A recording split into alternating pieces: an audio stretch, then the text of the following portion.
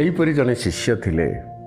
ତାଙ୍କର ଯେତେବେଳେ ଶିକ୍ଷା ସମାପ୍ତ ହୋଇଛି ଏବଂ ଗୁରୁ ତାଙ୍କୁ ଶିକ୍ଷା ଦେବା ଭିତରେ ଏହା ଅନୁଭବ କରିଥିଲେ ଯେ ଏ ଶିଷ୍ୟ ଯେଉଁ ଜ୍ଞାନ ମୁଁ ପ୍ରଦାନ କରିଛି ସେ ତାକୁ ସହଜ ଭାବରେ ଭଲ ଭାବରେ ଗ୍ରହଣ କରିପାରିଛନ୍ତି। ତ ଯେତେବେଳେ ଶିଷ୍ୟଙ୍କର ଶିକ୍ଷା ସମାପ୍ତ ହୋଇଛି ସେ ଗୁରୁଙ୍କ ପାଖକୁ ଯାଇଛନ୍ତି, ଗୁରୁଙ୍କୁ ପ୍ରଣାମ କରିଛନ୍ତି ଏବଂ ବିଦାୟ ମାଗିଛନ୍ତି।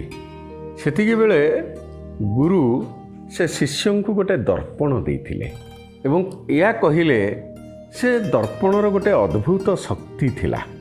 ଗୁରୁ ଯେଉଁ ଦର୍ପଣଟି ଦେଲେ ସେ ଶିଷ୍ୟକୁ, ସେ ଦର୍ପଣର ଗୋଟେ ଅଦ୍ଭୁତ ଶକ୍ତି ଥିଲା। କ'ଣ ଥିଲା ସେ ଶକ୍ତିଟି?